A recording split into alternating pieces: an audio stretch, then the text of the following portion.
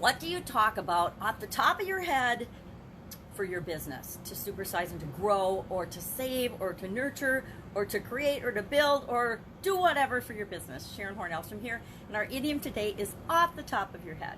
Now, this is an American expression that became popular in the mid-20th century, and of course it has something to do with our brain being in the top of our head.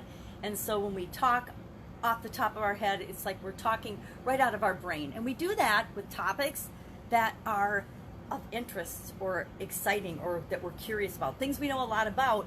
We can easily pop off a lot of facts and figures and information, or strategies or systems or whatever, off the top of our head. Now, for each of our businesses, being that all of our businesses are different, what we talk about, what we're interested in, what we share with the different people that we come in contact with respect to our business is slightly different, but it tends to be those things that our business is awesome at, right? The things that we're good at, the things that we're known for, the things that our business is known for, we tend to be able to share off the top of our head. We need to be able to share with our customers what's in it for them to do business with us, right? What is off the top of our head, and we ought to be able to do that off the top of our head because we know our business so well, and we know our customers so well, and what will be of benefit to them, that off the top of our head we can just pop off the reasons and the things and the stories that help us to communicate to them what's in it for them to be involved with our business. We should be able to do the same thing with potential vendors and partners and other people that we would want to collaborate with for our business to help it grow. We need to be able to speak about our business with confidence and clarity, and be able to communicate what it means to us and why we even do that business. People don't do business with us until they know how much we care about them. They do business with us because they like us and they trust us and they have a reason to do business with us, right?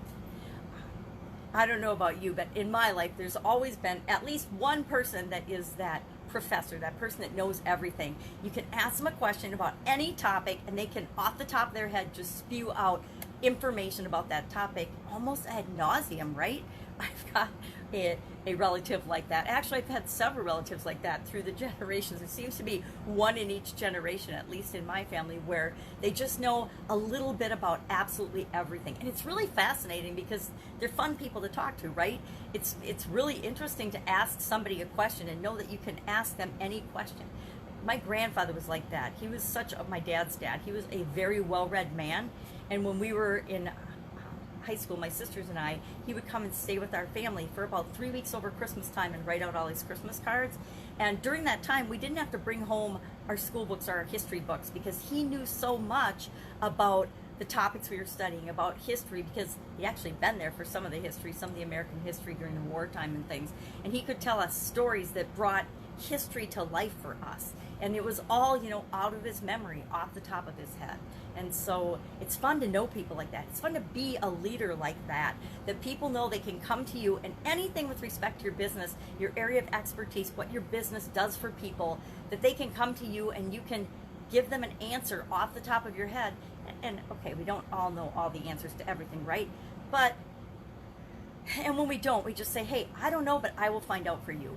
That's what a good leader does. But a good leader also has the ability to communicate with your people and all the people, all the stakeholders in your business, all the people that interact with your business in a way that lets them know that you know what you're talking about, that you are an expert, that you are trustworthy, that you are a valued source of information in the area that they need help with. Because guess what? Our businesses exist to help people solve problems, or to solve problems for them. Otherwise, what is our business for? There are businesses that exist just for status, but a problem to somebody who wants to increase their status, that's their problem. So there again, we solve problems for people. So leadership, another thing that reminds me of off the top of your head, is a leader's ability to handle difficult situations, emergencies, things like pandemics, right? We've seen a whole spectrum of how people and how leaders and different organizations are handling the COVID-19 crisis, the pandemic, and all the changes and the craziness that's gone on with that. And I think that the businesses that we'll continue to do business with following this and as we're coming out of the pandemic, out of the crisis, are the ones that have shown leadership, that off the top of their head, they knew the right things to do, or if they didn't, they sat down and they figured it out. They determined how to handle their business and their interaction with their customers, their interaction with their vendors, their interaction with their suppliers in a way that moved everyone forward instead of backward. So I love this expression, off the top of your head. I obviously do a lot of my work in my life and my coaching and my business off the top of my head, based on the experiences and the lessons that I've learned over a very many decades of existence.